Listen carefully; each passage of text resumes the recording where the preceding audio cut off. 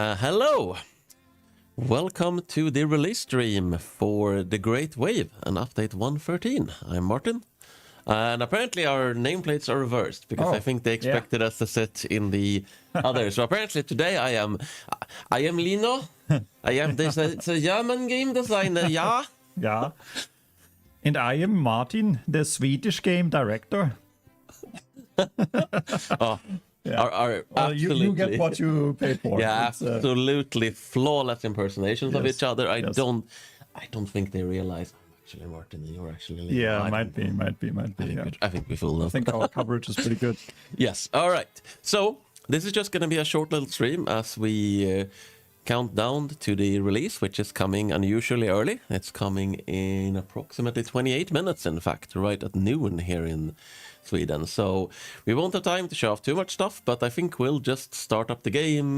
We have enabled the console, so we can play around and show some of the late game stuff if we want.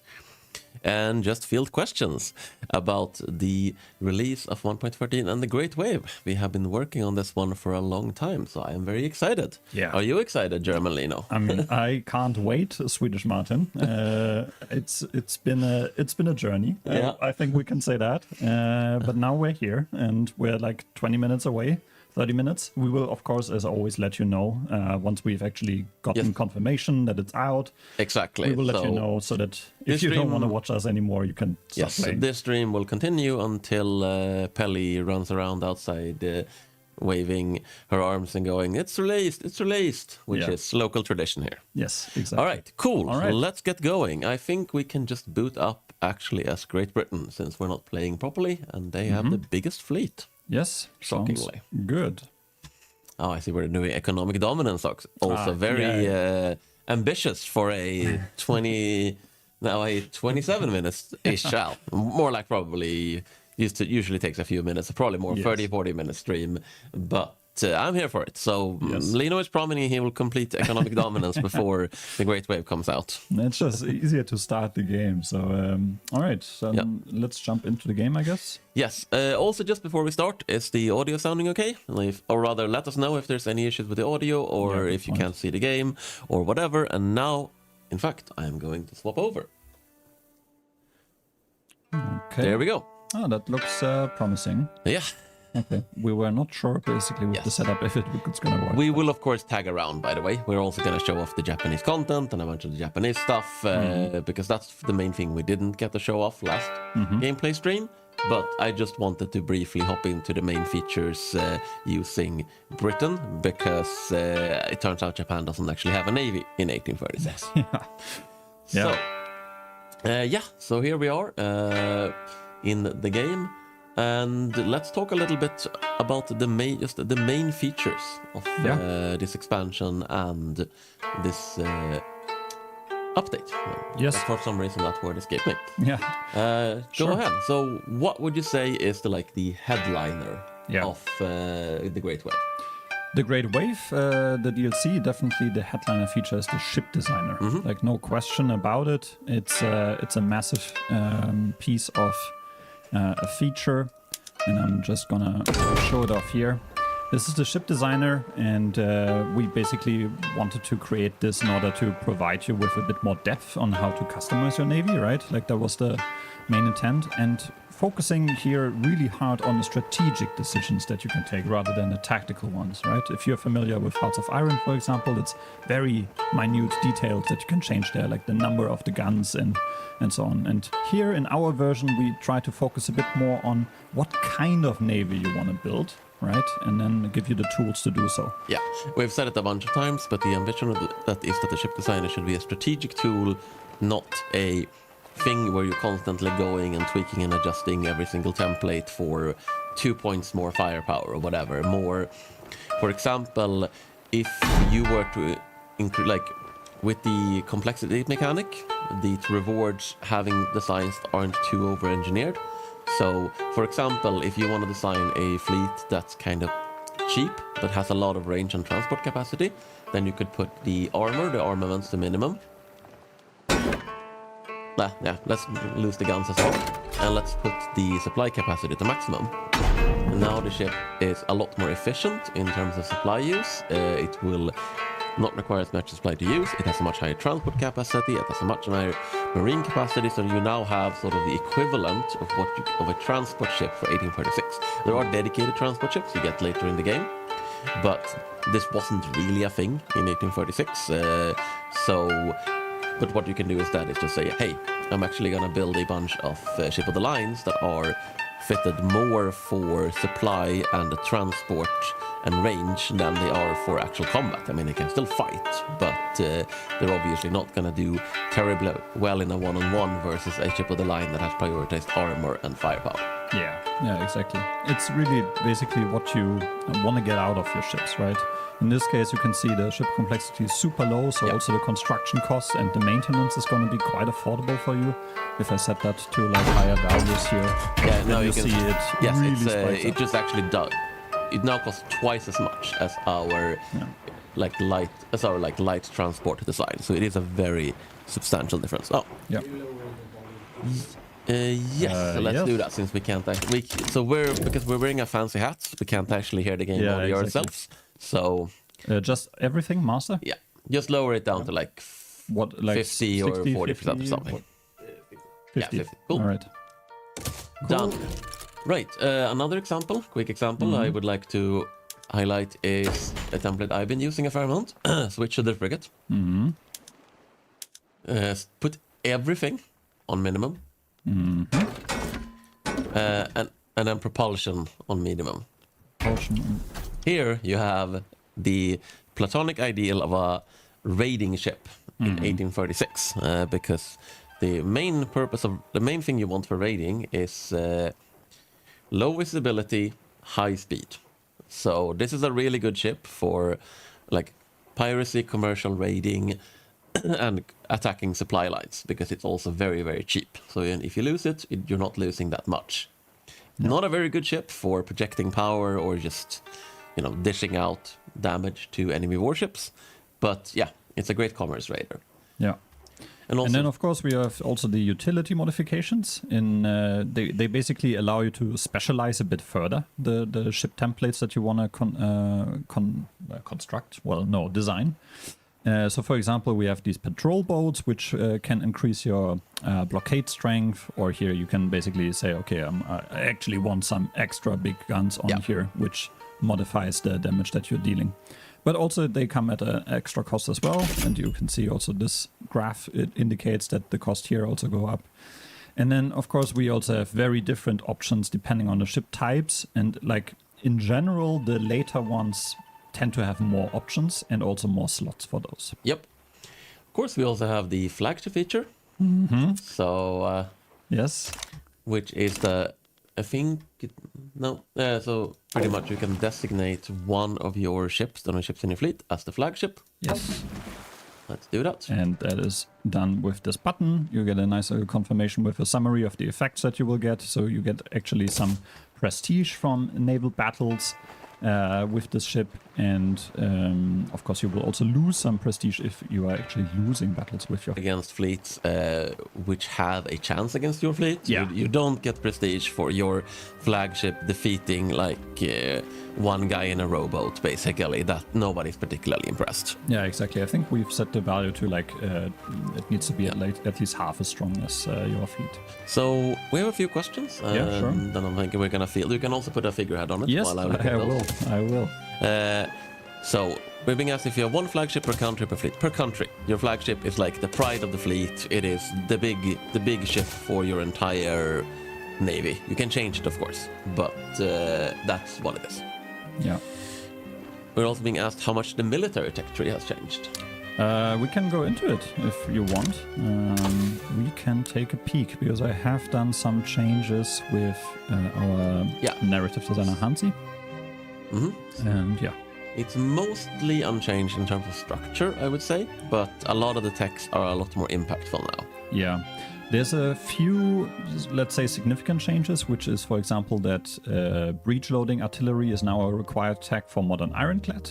And also we have a similar line on the bottom for the aircraft carrier, which now actually requires military you need planes aviation. for a carrier. That makes sense. That does make sense. And another thing that I want to highlight is that the port tags are actually required in order to build the dreadnought. this basically symbolizes that you actually need the infrastructure in place in order to basically build these giant ships. I think that makes a lot of sense as well. And then you can always see with these icons that a new ship type of that group is going to be unlocked. And that can also be multiple. Like in the case of the Dreadnought, for example, we see, okay, that unlocks light cruisers and seaplane tenders. Yeah, but that's about it. We've added like one new tag and we've removed one other, I believe.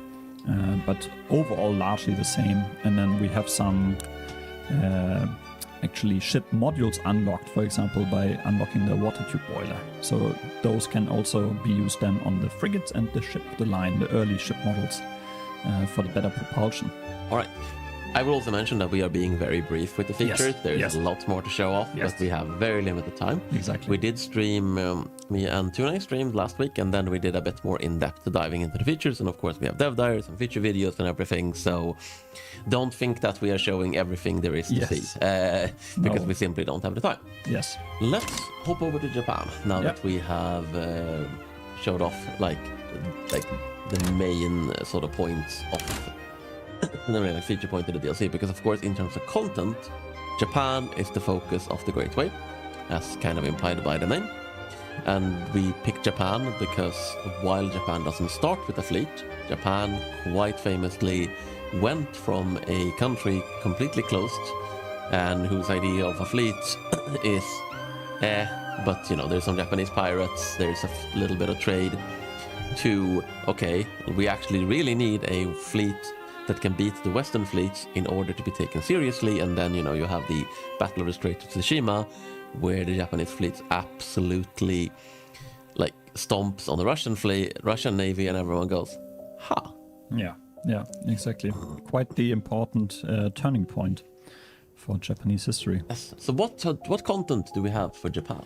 There's a lot. I mean, so Japan starts with this one, which is the tempo crisis, which they need to deal with. And then, of course, we have reworked the Meiji reforms. We have the colonization of Korea, Hokkaido. So, and in terms of what is in the update and what is in the DLC, it's a mix, because anything that exists, as we always do, if a journal entry existed before the DLC, we have of course not locked the new version behind the DLC. We have just made it better for everyone.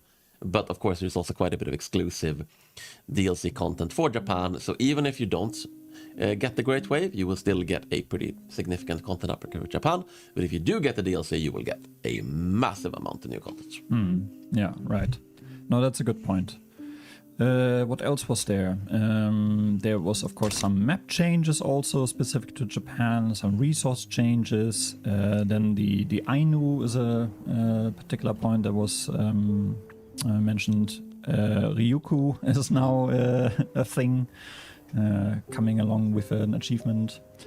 It's a shame that we cannot actually show the really nice interface with the daimyos and so on right now. We would have to unlock that, because there's some very cool, like we added this new thing where you can put custom widgets in journal entries to make them very unique looking, and it's really neat. But you can see that in the Japan content, the dev diary. It is quite cool.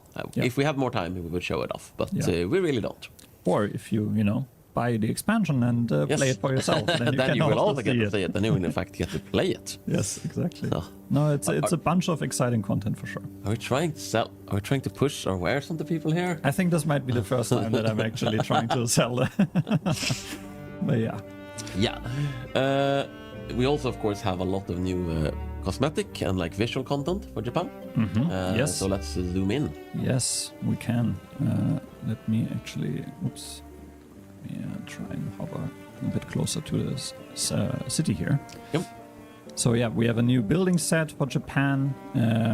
We have new character assets like outfits, basically. A lot of work has gone into that.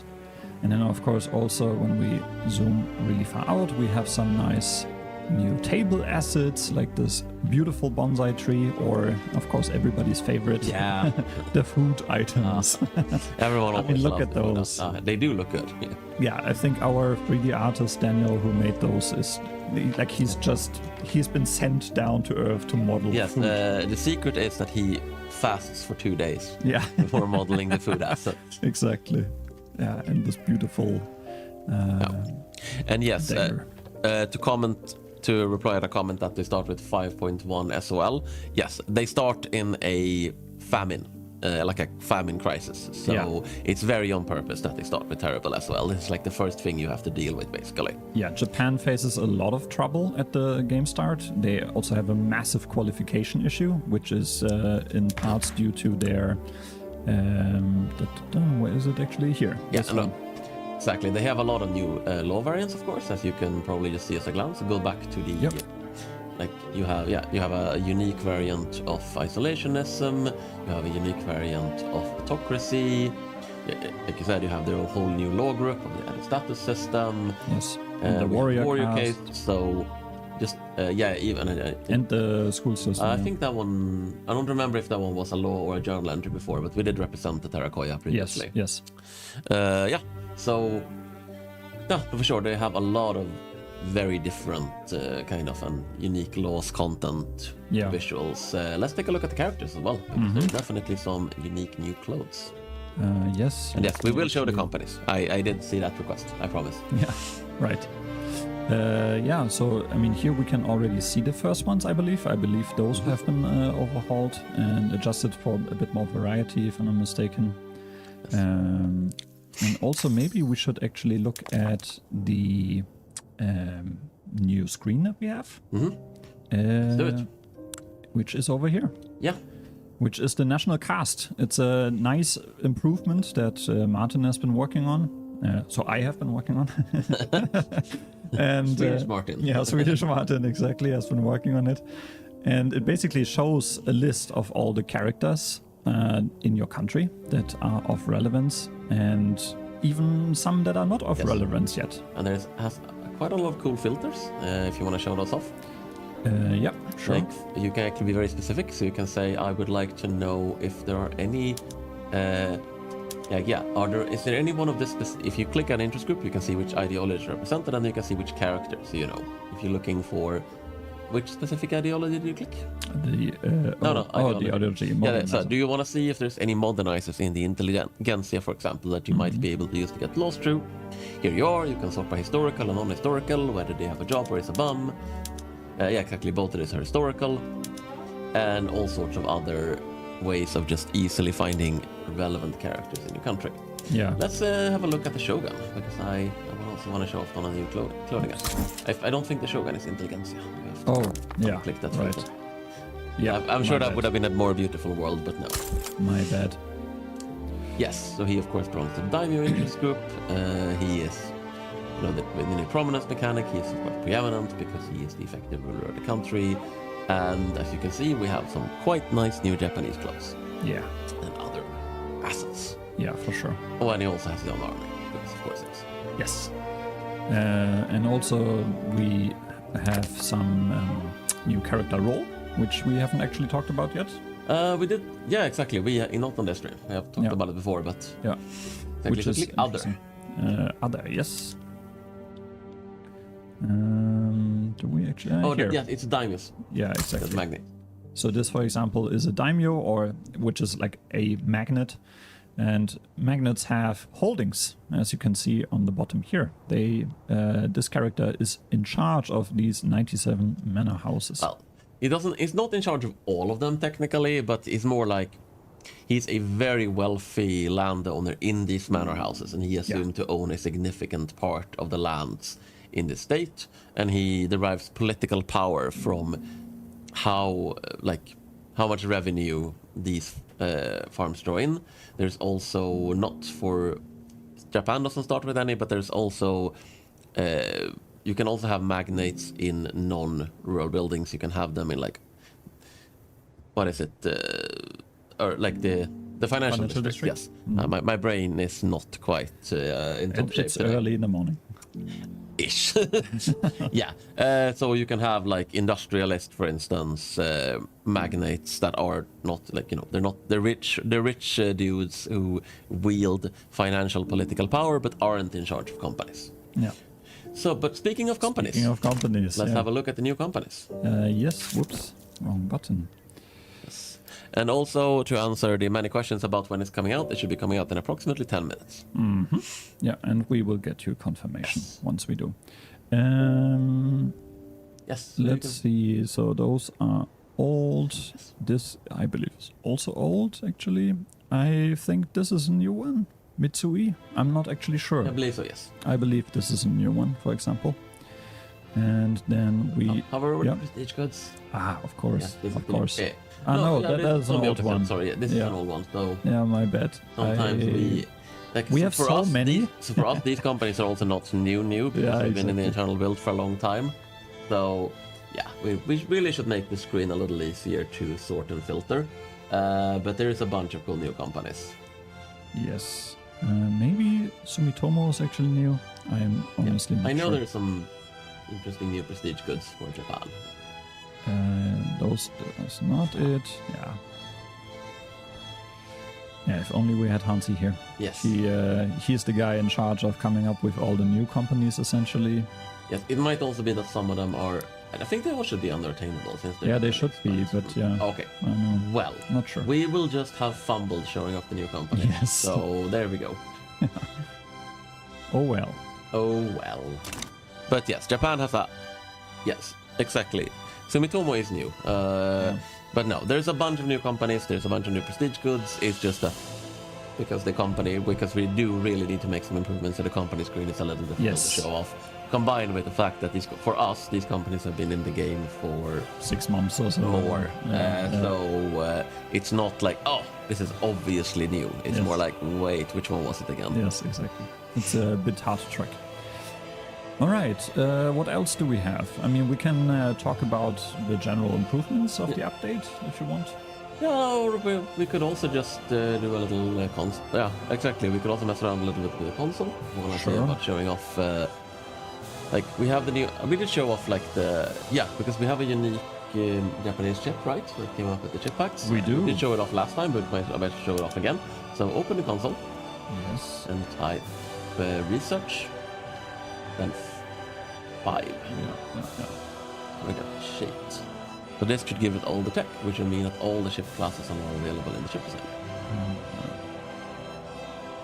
We want to fast build some ship. Fast build ships. Fast build ship,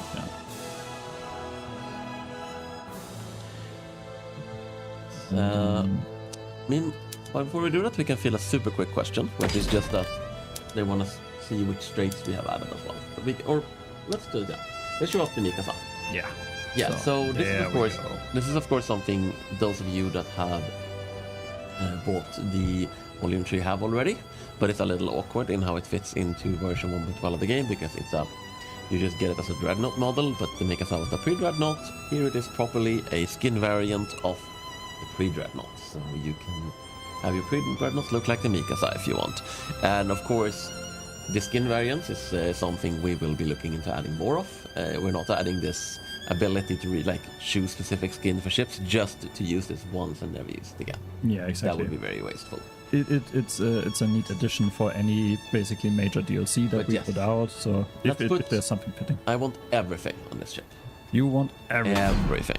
All right, let's go for the really big boys here. Yeah, as was answered, if you're playing multiplayer, the host, everyone gets to play with whatever DLC the host has. That's how it works in all our games. Yeah. Yes. Okay, so this is a really stacked out Mikasa. Yes, indeed. Maybe we should actually also give it a cool name. They say that music is still out. Okay, I can change it. Let's move it down to let's go it down to 10% or something so people hear us properly.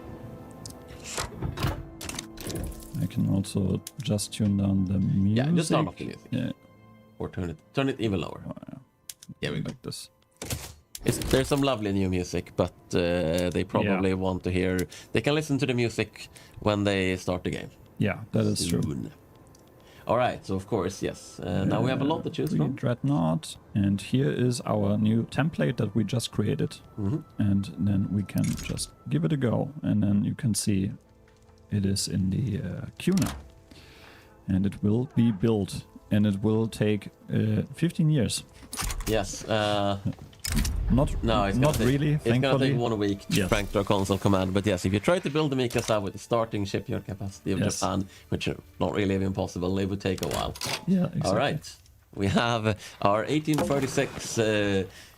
We have a fleet. The fleet is Yes. just the Mikasa. Yes.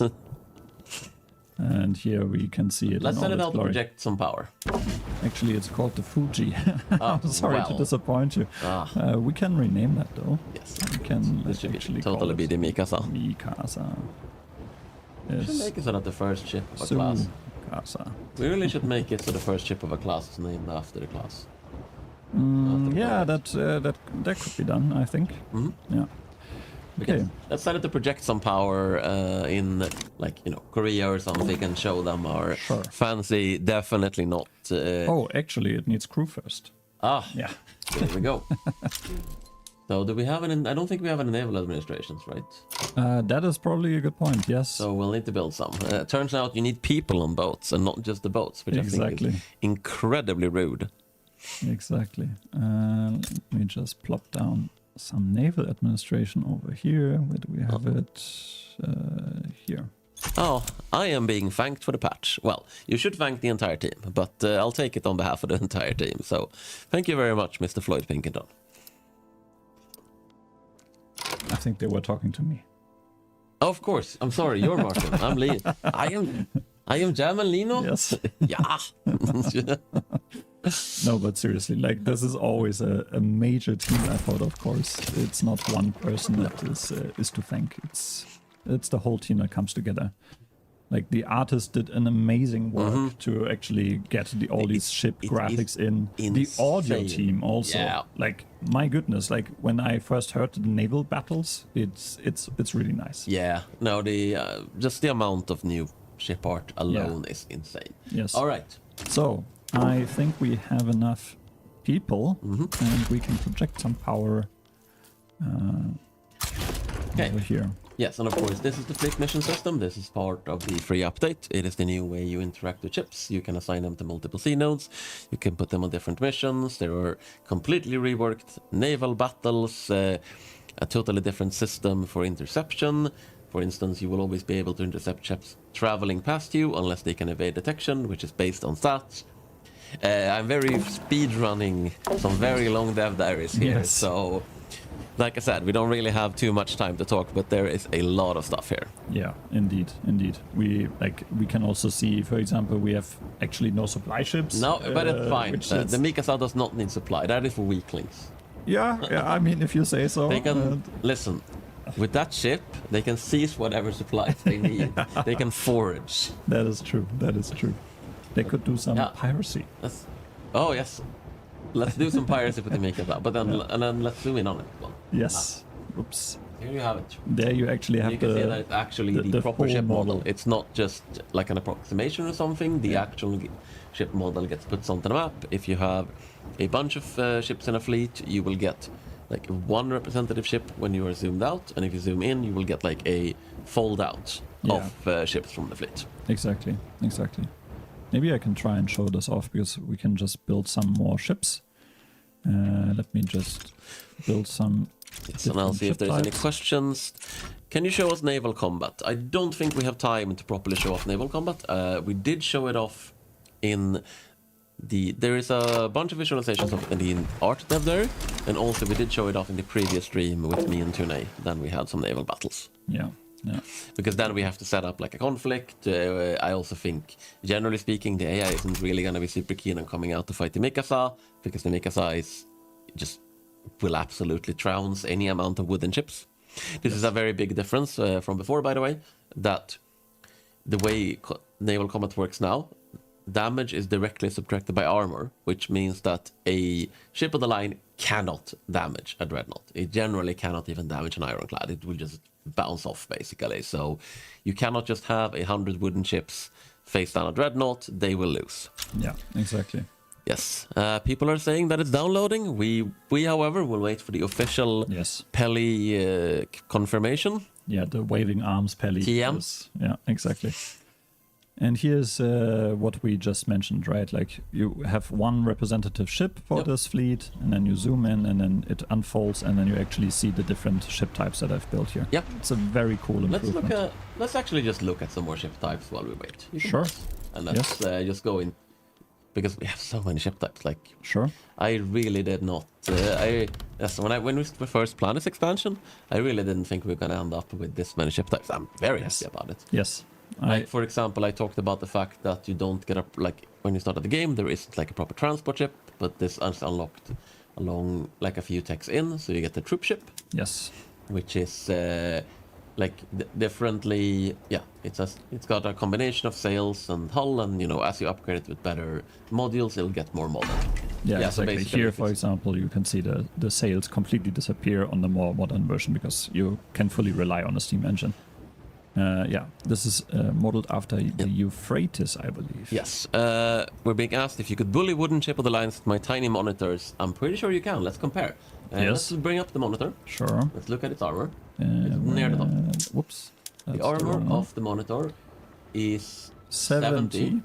Let's look at what the damage of a ship of the line is with the best possible guns.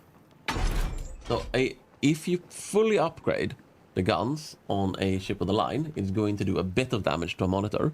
A standard ship of the line is going to do nothing. And also, let's go back to the monitor. Yep. And let's kit up its armor. Sorry? Let's kit up its armor. Yeah, sure. No. So a fully armored monitor is just completely immune to anything a ship of the line can throw at it, no matter how pimped out the ship of the line is. Yeah. It's looking pretty rough for wooden ships in Victoria from now on. There is only one ship type, but like we just showed off, there is a very big difference. Like, it represents a bunch of different technologies via the modules, because not all modules are simultaneously unlocked. All are unlocked right now because we used console cheats. But you'll start with, relatively simple wooden, more like sail troop ships. Not wooden, but like metal and sail, and then they get more modern as you stack on better modules. So you can still run, you can always run more primitive ships. Mm-hmm. Yeah. I think we should maybe just take generally more questions. Yeah. At this there point, hasn't been that many questions so far, but I'll have a look to see. Mm-hmm. So Russia won't be able to easily intervene into conflicts in South America. We haven't at all talked about the new interest system. Right. We did extensively go into it in the last stream, but this is a very big addition in the free update. Yes. Is that you cannot just declare an interest and say I'm going to intervene here anymore. You actually have to have what's called involvement, which is based on things like projecting power with fleets, signing treaties, and just generally getting involved. So as you can see, this is the area that Japan can interact in, and you do need a level 2 interest to get involved in diplomatic place. So you actually need a somewhat substantial presence in an area, either via your fleets or via diplomacy, in order to be able to start or intervene in diplomatic place, meaning that a Russia that doesn't specifically try to get involved in South America is not going to be able to randomly involve itself in South America. That is correct. Yep. Oh, and that reminds me, somebody wanted to see the straits, right? That we have. Here you can also. Oops! Now you can't. Now you can. Here you can see the straits that we've added. There's 3 over here in Indonesia, 1 in Japan, the Strait of Hormuz. No current relevance at all. No relevance whatsoever. There is absolutely no reason that we keep releasing incredibly politically topical updates, and I keep telling you to do the peace, love, and harmony expansion, but somehow you decline. I think we're gonna have to do the everyone gets along forever expansion next, judging by the previous patterns. Yes. Yeah, no, but that's exactly, these are the straits, and of course, if you build the Suez and the Panama canals, these are also straits. Yes. Is there a Kiel canal? There is no Kiel canal. No Kiel canal. But you're hoping to still get it in? I would love to get it in. I can't promise too much because it's also involving other departments and so on. So it's not an easy change to do, but it needs a 3D model, it needs a 2D icon, and so on. Yeah. Being asked if we can use the crew on all the ships for new ships. Yes. So basically, crew come from the Naval Administration building. Yes. Which provides a general pool of crew, and crew can be reassigned between ships. Fleets do have to go back to port to take on new crew. But you can absolutely like reuse the crew from an older ship, because if you like decommission that ship, then the crew will just go back into the pool and be available for another ship. Yeah, exactly. As you can see here, like this, like I spawned some buildings here, 8 levels, so we have 8,000 sailors, and those get distributed across these ships. And of course, I didn't really wait until they were fully crewed, so those are lacking a bit. Yeah. All right. Exactly. What more cool ships do we have while I wait for questions? We have What's a your bunch. favorite? Oh, God. Yeah, that's a good question. I guess I would need to go maybe actually with the pre-dreadnought without the Mikasa skin, because this is modeled after the USS Virginia, if I'm not mistaken. And it has such a unique structure with these two towers. Structure. Yes, It's exactly. very special. They like tried to put like guns on top of guns, and that didn't work out whatsoever, but it resulted in a very cool ship design. So maybe this is my favorite because it's so weird. I think my favorite might actually be the Iron Frigate, just The because Iron I think Frigate, yeah. it's such a ridiculously badass name, and also it looks.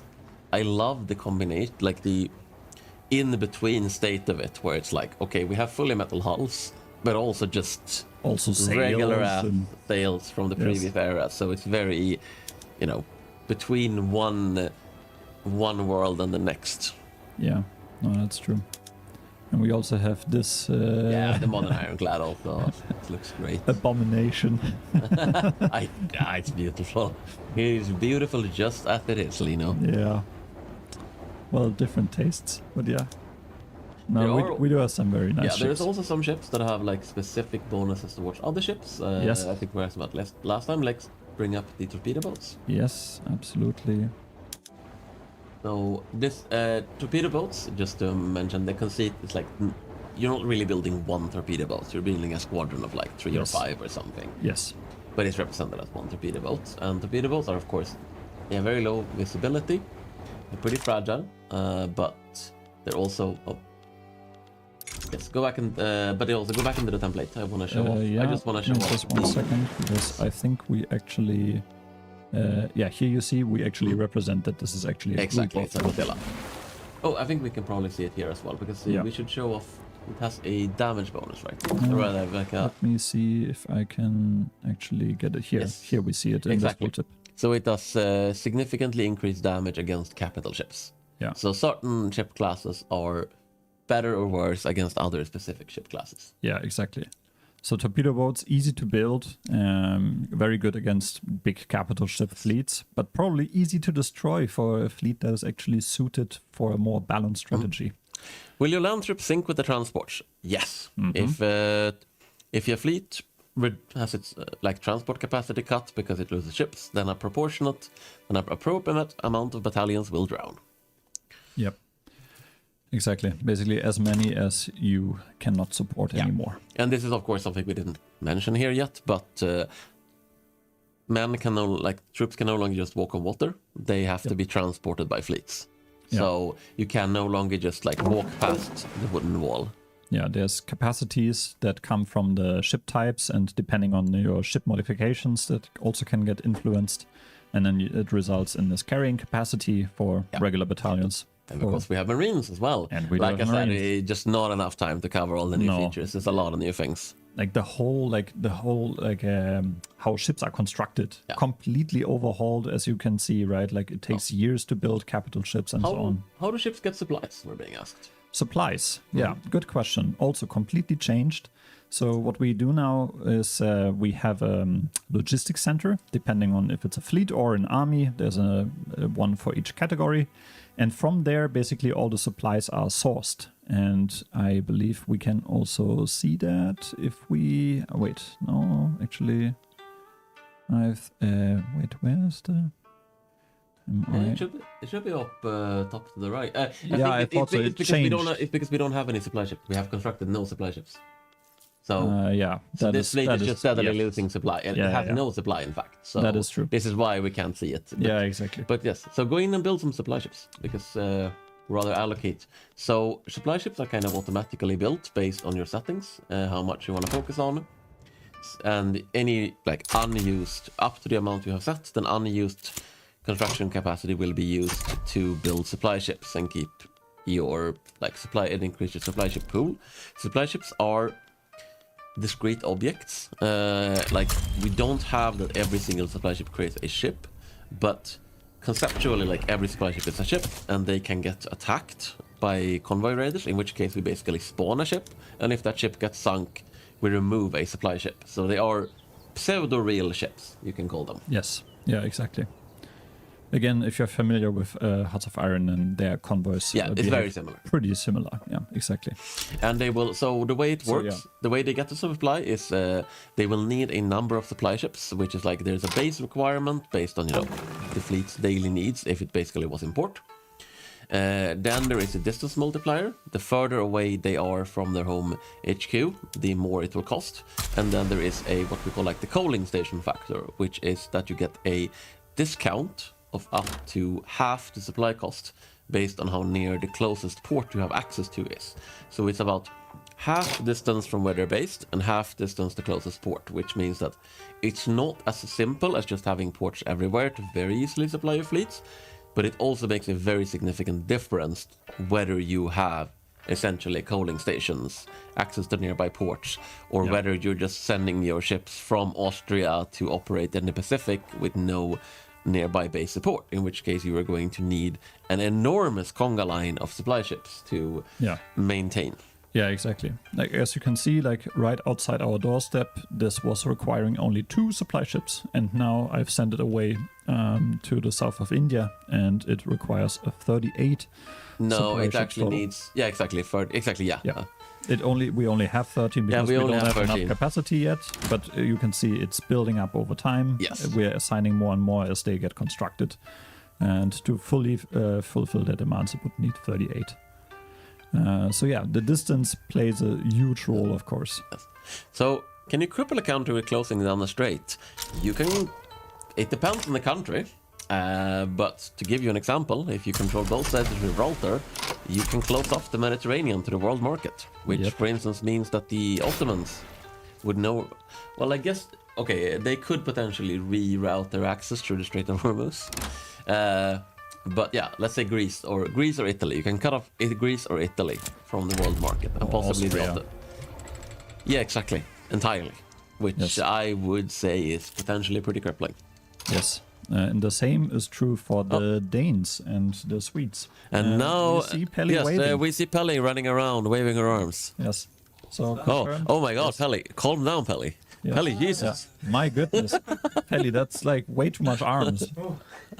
Yeah. All right, we're released. Sounds excellent. Great. All right. Cool. Let's see if there's any last questions we want to field before we end the stream then, because it turns out that The Great Wave and update 1.13 are now live, and you can play it. Yes. So you should be doing that instead of watching us, watching me, German Lino. Yes, and me, Swedish Martin.